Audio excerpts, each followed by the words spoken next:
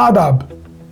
पिछली 3 वीडियोस में हमने तरक्की पसंदी के मसाइल को जाना, उनकी वजूहात को समझा और उनके इंसानी असरात को महसूस किया। अब वक्त है कि हम उन वीडियोस में उठाए गए कुछ सवालात के जवाबात की तरफ आएं। पहला सवाल, क्या तरक्की पसंदी की तजदीद मुमकिन है? मेरा ख्याल है कि हाँ, मगर इसके लिए हमें कुछ बातें तस्लीम करनी होंगी। पहली बात, तरक्की पसंदी कोई मुक़द्दस फरीज़ा नहीं है। ये कोई ऐसी तहरीक नहीं है जिसे हम वैसी ही आगे मुंतकिल करें जैसी हमें मिली थी। तरक्की पसंदी एक ज़िंदा सोच है और ज़िंदा चीज़ें बदलती हैं, और जो नहीं बदलती वो दुनिया से फिज़ल आउट हो जाती हैं। और अगर हम तरक्की पसंदी को एक ज़िंदा सोच रखना चाहते हैं तो हमें इसे इर्तिका की इजाज़त देनी होगी। दूसरी बात, हमें माजी और हाल के दरमियान 30-70 का रेशियो रखना होगा। तीसरी बात, नई सोच, नई तहजीब और नए मसाइल के लिए ख़ुद को तैयार करना होगा। चौथी बात, डिजिटल ज़राए मवासलात और नई टेक्नोलॉजीज़ से हम आहंग होना होगा। पांचवी बात, प्रोग्रेस और अचीवमेंट से डरने के बजाय उसे अपना मकसद बनाना होगा। छठी बात, पैसे और दौलत को डीमोनाइज करने के बजाय उसे कानूनी और इखलाकी ज़राए से हासिल करने को ज़रूरी समझना होगा। सातवीं बात, लोगों को सुनना होगा, खुतबात के बजाय गुफ्त व शुनीद की राह इख्तियार करनी होगी। और आठवीं और सबसे अहम बात, जिस मुल्क में हम बसते हैं उसे अपना असल वतन समझना होगा। दूसरा सवाल, क्या इंसानी नफ्सियात, शऊर और इर्तिका तरक्की पसंद सोच का हिस्सा हैं? मैं समझता हूँ ये कोई नया तस्वुर नहीं, ये तो खुद तरक्की का बुनियादी असूल है। तरक्की का मतलब है इंसान की मुकम्मल तरक्की, सिर्फ उसके मफाद ही नहीं बल्कि उसका दिल, उसका दिमाग और उसकी नफ्सियात भी इस तरक्की का हिस्सा हैं। आज के इंसान को मुआशी इंसाफ के साथ साथ ज़हनी सुकून भी चाहिए। उसे सियासी हुकूक के साथ साथ शनाख्त का इत्मीनान भी चाहिए। उसे समाजी मसावात के साथ साथ दुनिया में अपनी पोजीशन का एहसास भी चाहिए।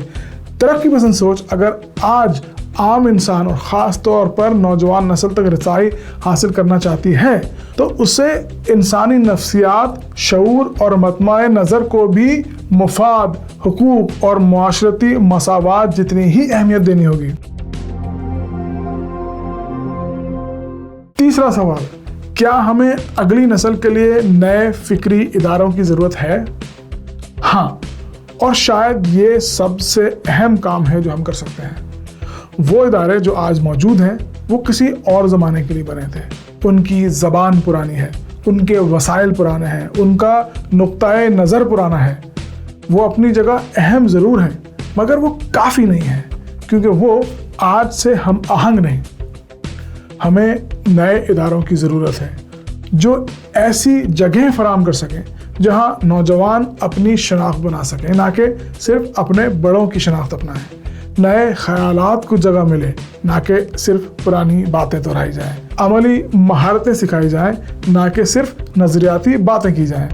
लोगों को सुना जाए, ना कि सिर्फ बताया जाए। ये इदारे वो पुल हों जो नज़रियात को हकीकत में बदलें। ये वो जगह हों जहाँ नौजवान सवाल कर सकें और जो उनमें मज़ीद सीखने का जज्बा पैदा करें। चौथा और शायद सबसे बुनियादी सवाल, तरक्की पसंदी की नई तारीफ़ क्या होनी चाहिए? बुनियादी तौर पर तरक्की पसंद सोच का मतलब हमेशा से एक ही है, इंसानी बहबूद। मगर इंसानी बहबूद का मतलब हर दौर में बदल जाता है।